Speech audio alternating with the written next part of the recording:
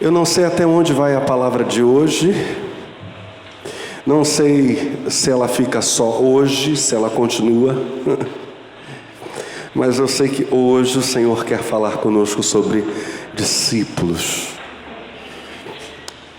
Quase que a gente muda a ordem do culto, por causa da canção Os Meus Pés Foram Lavados, quase entramos na mensagem depois dessa canção. É impressionante como o Espírito Santo conduz cada um dos cultos. De fato, nós estamos aliançados com a obra de Deus neste lugar.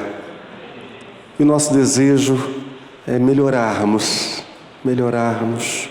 em sermos imitadores de Cristo Jesus. Eu tive bons discipuladores. Na minha adolescência, quando fui batizado pelo Espírito Santo, no dia 7 de janeiro de 1990, estava com 13 aninhos, na iminência de fazer 14 anos. Deus colocou o pastor Medeiros na minha vida. O pastor Medeiros era pastor numa Assembleia de Deus lá no Rio de Janeiro, uma pessoa esplêndida, de uma conversa muito agradável, um homem cheio do Espírito Santo. E quando eu comecei a sentir poderosamente o Senhor, naquela noite inesperada, surpreendente lá no Rio de Janeiro, quando nós demos as mãos para orar para o pastor Medeiros, que estava nos visitando, voltar para a casa dele, o Espírito Santo veio sobre mim. E aquilo que eu já vinha pedindo por 2 anos, enfim, aconteceu.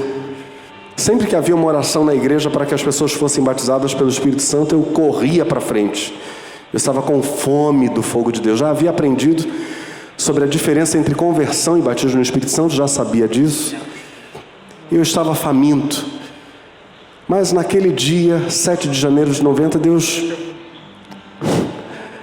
quebrou com todo o previsto, porque quando demos as mãos para o pastor Medeiros voltar para a casa dele, a temperatura do meu corpo subiu, eu comecei a tremer intensamente, sentindo uma presença poderosa me envolvendo. E à medida que aquela presença poderosa foi me envolvendo, eu comecei a ouvir aquele idioma que eu nunca tinha ouvido antes, aquela língua que eu nunca tinha ouvido antes, e só, diga-se de passagem, só ouvi naquele dia. E o pastor Medeiros, que estava orando, parou de orar. Um homem experiente nas coisas do Espírito chegou até mim e disse: Mauro, fala o que você está ouvindo. Ele sabia que eu estava ouvindo algo. Fala o que você está ouvindo. Eu comecei a falar em línguas, e as línguas viraram música, e aquilo eram como ondas de poder atravessando todo o meu corpo. Era um misto de calor, eletricidade, era fogo, era energia elétrica, era uma coisa maravilhosa. Minha sensação era que ou eu iria para o céu naquele exato momento, eu iria cair duro ali. Aquilo durou mais de meia hora. Depois aquele vulcão foi se acalmando. E o pastor Medeiros me deu uma instrução preciosa que eu carrego até hoje. Já se passaram 33 anos dessa experiência. O pastor Medeiros disse assim: Mauro, sempre que você estiver a sós com o Senhor, em leitura bíblica, em oração, a partir de agora, separe um tempo apenas para orar em línguas. Converse em mistérios com Deus. A Bíblia diz que o Espírito ora bem quando você ora em línguas, ainda que a sua consciência não entenda o que você está falando. E peça ao Senhor que te dê a interpretação das línguas. E o pastor Medeiros então foi um bom discipulador na minha vida. Mas não apenas ele, tio Lopes, irmã Erundina, irmã Solange. Com a irmã Solange aprendi a expulsar demônios. A irmã Solange dirigia um culto das 8 da manhã às 11 da noite, toda segunda-feira, hiperlotado na Assembleia de Deus de Bento Ribeiro. E era enorme a frequência de pessoas endemoniadas naqueles cultos. Glória a Deus por isso. Jesus quer libertar os cativos. E as pessoas chegavam, eram libertas. Irmã Solange, juntamente com o círculo de oração, e mamãe fazia parte do círculo de oração, expulsava os demônios. E por vezes, tanto para minha mãe, que fazia parte do círculo de oração, quanto para mim, que era conhecido já na época como o menino batista profeta, porque a primeira parte do meu ministério foi apenas profecia, A irmã Solange chamava a gente para mais perto e dizia: é assim que se faz. É assim que se expulsa os demônios. Aprendi com a irmã Solange. Com o tio Lopes eu aprendi a ficar quieto na presença do Senhor. O tio Lopes passava horas na quietude do Senhor, apenas absorvendo a presença de Deus. Nessa noite eu quero falar sobre ser discípulo. Em Mateus 11, Jesus nos diz: vinde a mim, todos os que estáis cansados e oprimidos, eu vos aliviarei. Tomai sobre vós o meu jugo e aprendei de mim, que sou manso e humilde de coração. No último domingo, meditando nessas palavras poderosas de Jesus, nós fomos surpreendidos com o que seja um homem manso. Creio eu, alguns de nós fomos absolutamente perturbados com aquela definição do que é ser um homem, do que vem a ser um homem manso. E eu quero voltar àquela definição de Martin Lloyd-Jones, quando ele faz um estudo sobre Mateus capítulo 5, verso 5, a terceira bem-aventurança, que diz: bem-aventurados os mansos, porque eles herdarão a terra. Martin Lloyd-Jones vai dizer para nós que o homem manso não se preocupa mais consigo mesmo. Ser verdadeiramente manso significa que não nos protegemos mais, porque vemos que não há nada que vale a pena defender. O homem que é verdadeiramente manso é aquele que está espantado de que Deus e os seres humanos possam pensar bem dele e tratá-lo tão bem quanto o fazem. Então ele fica admirado, dizendo: meu Deus, tudo é graça. Esse é o homem manso. Mas a partir daqui eu quero pensar com vocês no seguinte: muito embora a mansidão nos limpe de toda arrogância, também é verdadeiro que Jesus Cristo, Filho de Deus e Deus mesmo, morreu em nosso lugar. E é certo, temos que concordar com isso, que Jesus, em sua infinitíssima, se é que eu posso pôr o superlativo absoluto sintético aqui, em sua infinitíssima sabedoria, não daria a sua vida por algo sem valor. Não faria o mínimo sentido isso. Jesus entrega a sua vida por algo que tem valor. Mas o detalhe é que o próprio Cristo, Ele mesmo é quem nos atribui valor. Nessa sexta, tem o outdoor ali no caminho da Ponte Nova. Nessa sexta nós teremos uma mostra, sexta, sábado e domingo, de veículos antigos na cidade. Mais uma vez teremos essa mostra de veículos antigos. O que dá valor a uma charanga velha,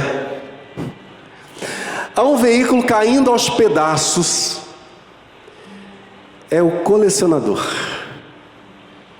Ele olha aquele veículo com um olhar esperançoso, ele cuidadosamente pesquisa onde comprar peças originais, ele refaz a mecânica da charanga, refaz a tapeçaria, entrega o carro para um bom lanterneiro ou chapista e procura pintar o veículo. Ele faz um trabalho de pesquisa, um colecionador, procura pintar o veículo nas cores originais. No entanto, até que o colecionador veja potencial num carro velho, numa moto velha, até que ele olhe com esse olhar esperançoso para aquela máquina feia e inútil, guardada frequentemente em porão, ela não vale quase nada. Quem atribui valor é o colecionador. No olhar de Cristo acerca de nós, há algo ainda mais poderoso, evidentemente. Há uma valorização do ser humano que supera todo olhar natural. Toda e qualquer ação baseada em visão, uma pessoa visionária, de um investidor humano. Cristo olha para nós e diz: eu vou imprimir em vocês as minhas características. Pá. É assim que Jesus nos dá valor. Imprima em vocês é o mesmo. Ele nos faz como Ele, num trabalho contínuo de melhoramento. Isso significa que a santificação é a prova. Olha só, a santificação é a evidência, é a prova de que nós estamos no caminho de Cristo, no caminho da salvação. O caráter de Cristo sendo passo a passo impresso em nós, o sermos discípulos, é a evidência de que de fato estamos no caminho da salvação. Falando sobre a necessidade de o cristão se manter puro, sem estabelecer alianças com os infiéis, eu vou explicar isso. Paulo escreve em 2 Coríntios capítulo 6, a gente vai ler do verso 14 em diante, entrando no capítulo 7, Paulo vai ensinar para nós sobre santificação. 2 Coríntios 6, a partir do verso 14. Não vos prendais a um jugo desigual com os infiéis. Já paramos aqui. No domingo passado nós meditamos no jugo de Jesus. Paulo aqui diz que nós não podemos estar juntos com os infiéis no mesmo jugo. Não há necessidade, evidentemente, de reexplicarmos o que é o jugo. Isso já o fizemos no domingo. Mas a pergunta que fazemos agora é: que Paulo teria em mente para usar esse tipo de expressão, falar de um jugo que é colocado sobre os animais no campo? Por que ele está citando isso? Para tratar da relação do salvo com o não salvo. Bem, Paulo, não podemos esquecer disso, Paulo era um ex-mestre da lei. Como ele mesmo diz, fariseu, filho de fariseu, criado aos pés do grande mestre Gamaliel. Paulo, muito provavelmente, como ex-mestre da lei, tem em mente um texto da lei. Deuteronômio 22, verso 10, diz expressamente sobre o jugo, nos seguintes termos: com boi e com jumento juntamente não lavrarás. Vocês não vão colocar, meu povo, isso está proibido pela lei, vocês não vão colocar um jugo sobre animais diferentes, muito diferentes de tamanho e força, em tamanho e força. É claro que a desigualdade de forças faria o jumento sofrer debaixo de um jugo juntamente com o boi. A desigualdade era muito grande, o boi seguiria e o jumento ia catando o cavaco no meio do campo. Mas o contexto, se nós lermos esse texto de Deuteronômio 22, verso 10, no seu contexto, o contexto das proibições de Deuteronômio, por exemplo, de se semear diferentes sementes no mesmo campo, de se tecer roupas com diferentes tecidos, de se colocar jugo sobre animais muito diferentes, o contexto das proibições de Deuteronômio aponta justamente para aquilo que Paulo vai fazer aqui em 2 Coríntios 6. O contexto aponta justamente para o uso que Paulo vai fazer disso. E o rabinato vai dizer o seguinte, olhando para Deuteronômio 22, coisa que Paulo vai fazer em 2 Coríntios 6. O rabinato vai olhar para Deuteronômio 22 e dizer: Deus, por meio dessas proibições naturais, está apontando para relações conjugais, relações de negócios e relações religiosas. É para isso que Deus está apontando. E Paulo vai ter exatamente essa compreensão. Paulo vai concordar com o rabinato. Paulo vai dizer: não se deve misturar em alianças o santo e o profano, o puro e o impuro, em alianças conjugais, em alianças de negócios, em alianças religiosas. Fernandinho está muito certo em combater algumas alianças estranhas no meio gospel. Isso está terminantemente proibido no Antigo e no Novo Testamento. Estamos juntos no pensamento? Isso é Bíblia. Fernandinho não falou nada sobre shows aí de cristãos se misturando com não cristãos. Fernandinho não inventou nada. Ele apenas está citando o que a Bíblia diz e rediz. Isso está errado. no Antigo e no Novo Testamento. E Paulo prossegue dizendo: não vos prendais a um julgo desigual com os infiéis, porque que sociedade tem a justiça com a injustiça? E que comunhão tem a luz com as trevas? E que concórdia há entre Cristo e Belial? Ou que parte tem o fiel com o infiel? E que consenso tem o templo de Deus com os ídolos? Porque vós sois o templo do Deus vivente, como Deus disse: neles habitarei e entre eles andarei, e eu serei o seu Deus, e eles serão o meu povo. Pelo que saí do meio deles e apartai-vos, diz o Senhor, e não toqueis nada imundo, e eu vos receberei, e eu serei para vós pai, e vós sereis para mim filhos e filhas, diz o Senhor Todo-Poderoso.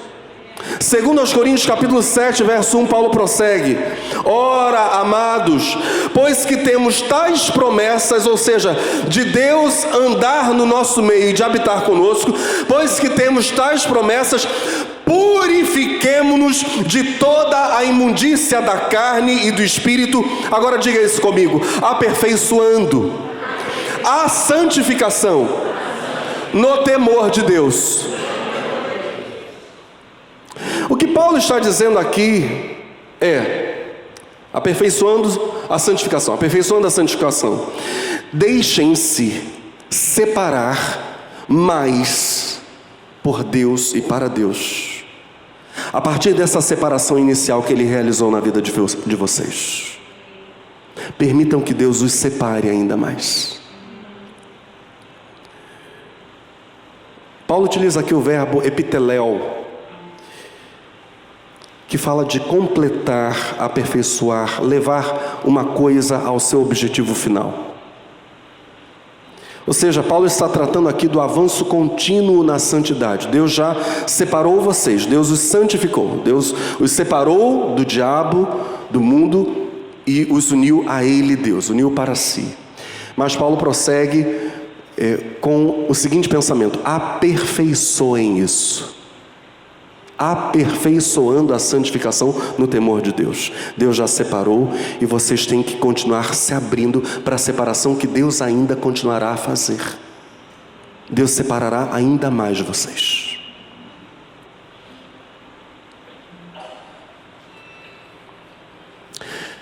Nós sabemos, todos sabemos disso, que um fruto nasce, cresce e amadurece. Nenhum fruto nasce maduro. É interessante isso. Não existe isso na natureza. Os frutos nascem pequenos em relação ao tamanho que terão ao final, quando ficarem maduros. Os frutos nascem, vão crescendo, amadurecem e então são comidos ou colhidos. Todo fruto é assim. Nenhum fruto nasce maduro, e nenhum fruto nasce no tamanho adulto. Todos os frutos se desenvolvem até a maturidade.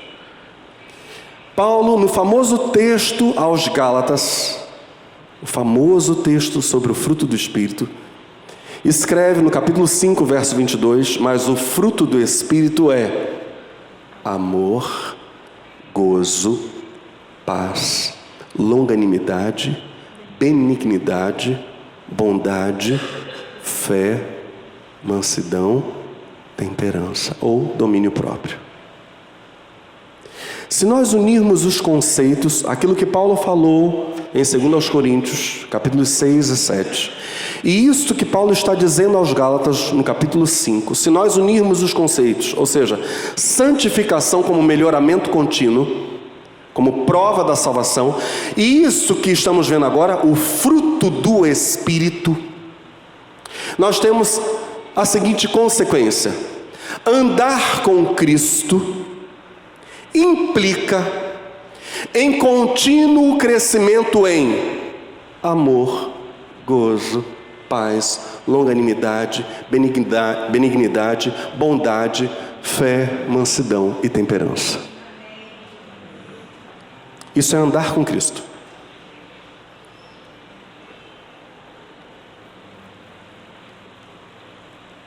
Dito de outra forma, aqueles que estão crescendo continuamente na sua capacidade de amar os inamáveis, pessoas para as quais é difícil dar amor. Tem gente que é complicado. Os inamáveis. Quem está crescendo continuamente na sua capacidade de amar os inamáveis, de se alegrar e louvar a Deus em meio aos problemas, quem está crescendo em gozo, quem está crescendo em sua capacidade de permanecer em paz e de promover a paz, paz entre as pessoas, quem está crescendo na sua capacidade de não perder o ânimo, de não se desanimar, a longanimidade, quem está crescendo na virtude de alimentar bons sentimentos no coração, isso é benignidade, alimentar bons sentimentos. Quem está crescendo na arte de praticar boas ações, vai para o ato, é a bondade. Quem está crescendo em crer nas intervenções divinas cada vez maiores, Deus pode fazer na vida dessa pessoa coisas ainda maiores, passo a passo, isso é o crescimento na fé. Quem está crescendo nessa capacidade de se sujeitar a Deus e obedecer menos à própria vontade, isso é mansidão. Quem está crescendo nessa capacidade de controlar as próprias emoções em vez de ser dominado por elas, é temperança, é domínio próprio. Essas pessoas, quem está crescendo nisso, nessas características que acabamos de citar, essas são as únicas pessoas acerca das quais se pode dizer que verdadeiramente andam com Cristo.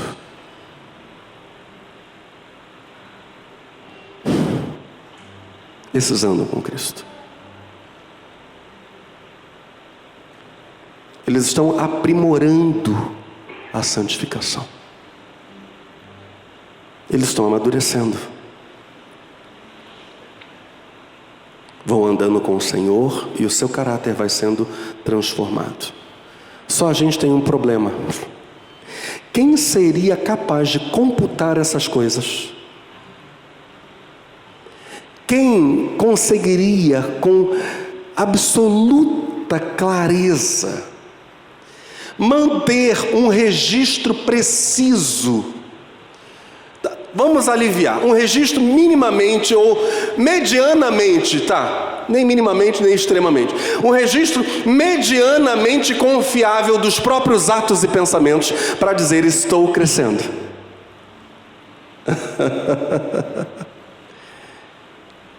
Eu estava olhando para essas coisas porque a Bíblia vai apontar para nós dizendo: olha, o salvo andando com Cristo, ele vai amadurecendo, ele vai crescendo até chegar à estatura de varão perfeito. Eu estava olhando para essas coisas pensando: meu Deus,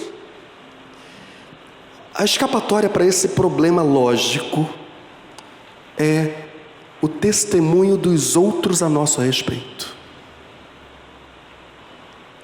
Aquilo que Hebreus vai dizer chamar de a grande nuvem de testemunhas.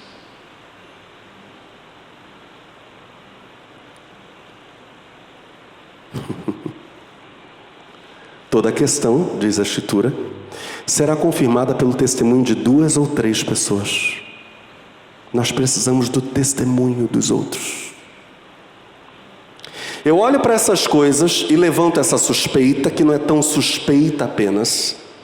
Nesse caso, para se manter medianamente confiável o registro do crescimento na fé, na caminhada com Cristo, o registro dos próprios atos e pensamentos, lembrando que os nossos pensamentos se expressam por meio dos nossos atos, é especialmente importante o testemunho dos outros a nosso respeito.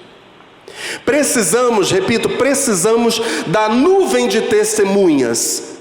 Discriminemos nossos líderes, nossos pais, nossos mestres, nossos mentores espirituais, se eles realmente andarem com Deus, certamente serão as pessoas mais bem habilitadas a fazerem essa análise, a darem esse testemunho a nosso respeito. Pessoas que já estão na caminhada há mais tempo que nós, que já estão à nossa frente. Veja a importância do discipulado. Estamos juntos? Estamos introduzindo essas coisas hoje aqui. Essa análise possui 2 elementos fundamentais. E os 2 elementos são contraditórios. Os 2 são paradoxais. Primeiro elemento.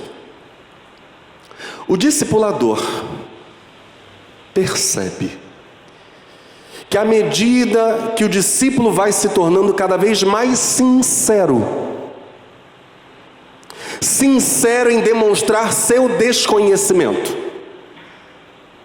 à medida que o discípulo vai deixando cada vez mais sincero ou transparecendo com cada vez mais sinceridade o seu desconhecimento, ele vai aprendendo, ele vai crescendo e igualmente ele vai se tornando cada vez menos carente de correção.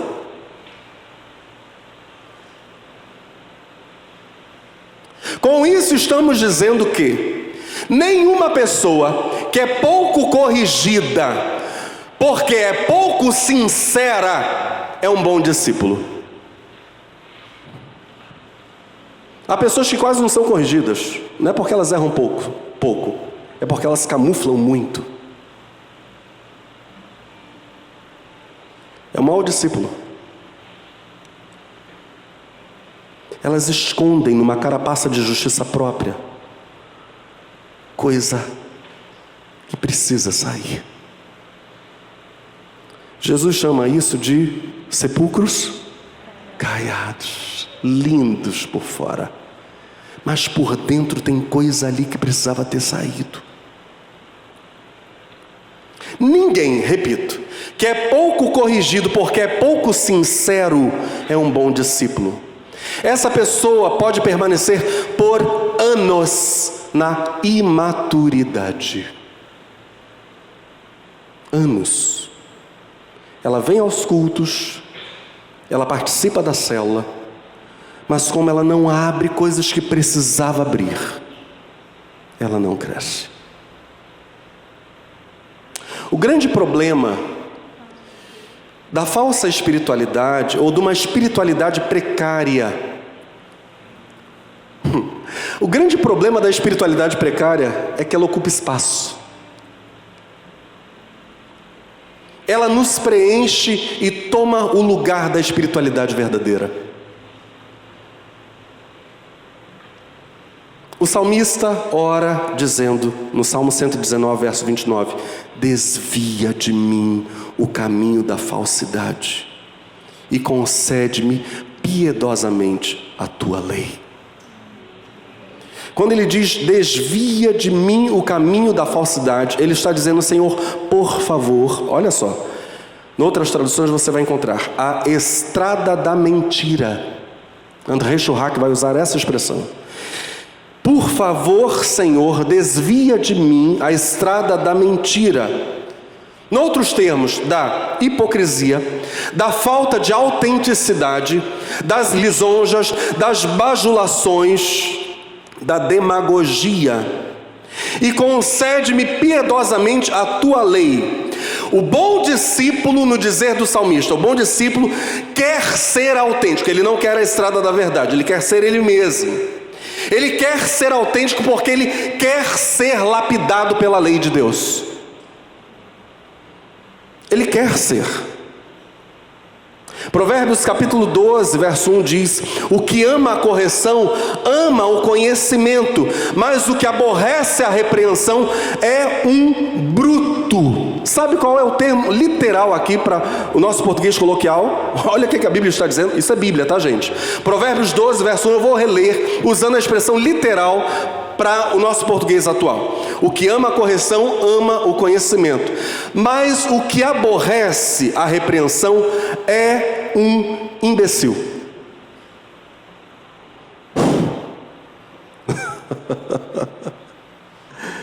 A pessoa é imbecil. Ela detesta ser repreendida. O segundo paradoxo, então a gente está vendo que o discípulo sincero, aquele que abre o jogo mesmo, ele faz isso porque ele quer crescer, ele quer que a palavra de Deus o lapide, ele quer que a palavra penetre em todas as áreas, ele não quer camuflar nada, ele não quer isso. E é justamente assim que ele vai cada vez menos precisando ser corrigido. Segundo paradoxo, o discípulo, embora cada vez menos necessitado de correção, ele vai ficando cada vez mais feliz ao ser corrigido. Ele vai recebendo a correção com um coração cada vez mais agradecido. Não é o inverso, preste muita atenção nisso. Maturidade não gera desprazer cada vez maior na correção. O que gera isso é orgulho, e orgulho não é maturidade. Maturidade não gera desprazer cada vez maior na correção. A maturidade gera desprazer cada vez maior no erro, enquanto gera prazer cada vez maior na correção.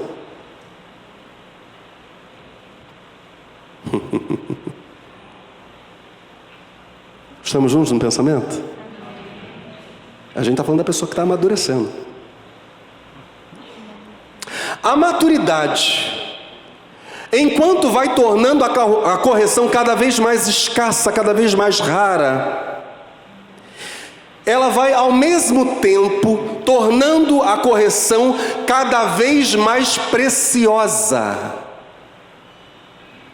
para o bom discípulo.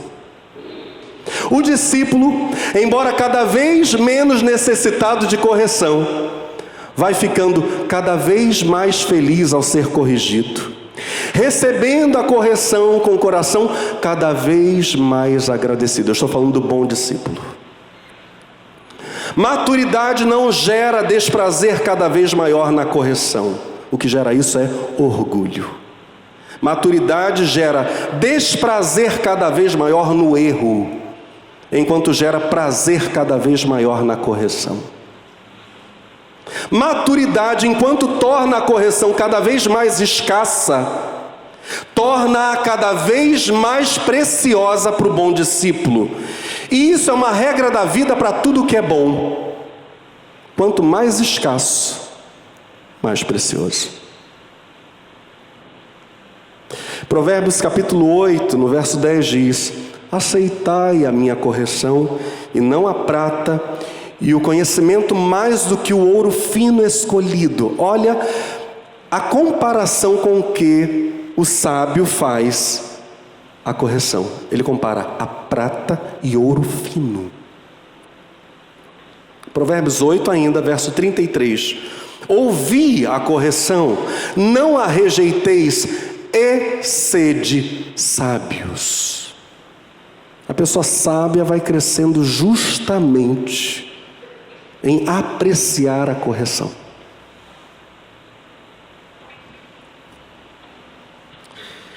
Se alguém, com o passar do tempo, vai ficando cada vez mais irritado com a correção, portanto querendo que os próprios erros não sejam corrigidos, não está ficando mais maduro.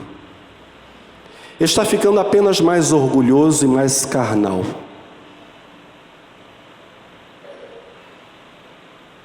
É um mau discípulo. De outro lado, como resultado de ser um bom discípulo, aquele que vai crescendo em apreciação da correção, não em apreciação do erro, Aquele que vai crescendo em apreciação da correção, aquele que diz: Senhor, e ele luta com Deus nesse sentido. Ele diz: Senhor, por favor, não me deixa ficar errando. Temos aqui alguém que já orou assim? Essa é a oração do bom discípulo.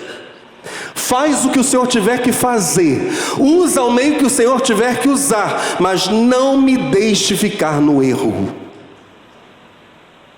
É o bom discípulo orando. O resultado na vida do bom discípulo é que a influência dele vai crescendo. O fruto do Espírito vai se tornando maior nele.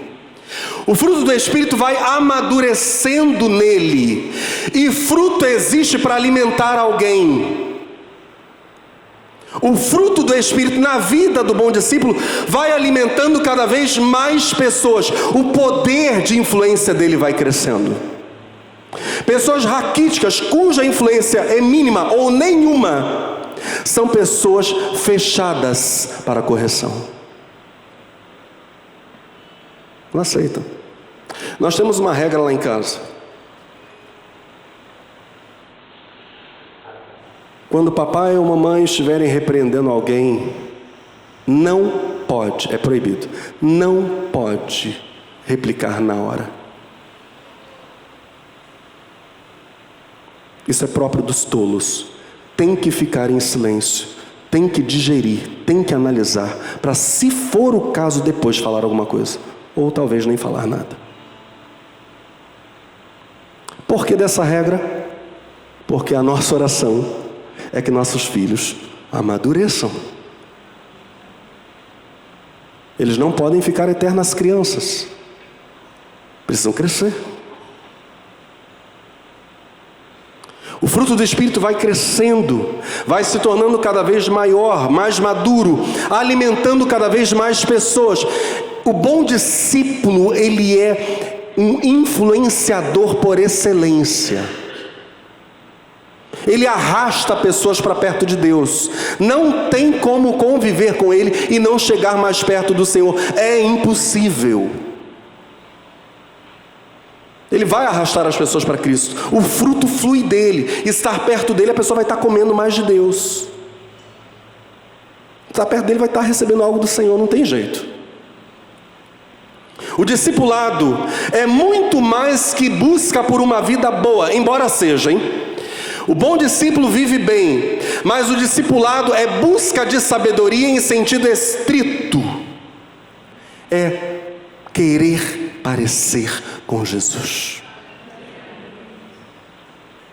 Senhor, lapida este vaso e faz esse vaso ser um vaso transbordante da unção. Lapida esse vaso. Onde tem sujeira aqui, ô Jeová. Eu não vou prosseguir, eu vou ficar só nessa introdução. Retomamos esse assunto na próxima quarta-feira. Eu quero finalizar dizendo o seguinte: Cristo imprime em nós suas próprias características. Ele nos faz como Ele num contínuo trabalho de melhoramento. Quem anda com Cristo está sendo santificado. E está porque a Bíblia vai dizer: buscai a paz com todos e a santificação, sem a qual ninguém verá o Senhor. O discípulo está sendo santificado. O discípulo verá o Senhor, verá seu mestre. Vamos ficar de pé e vamos orar juntos? Aleluia.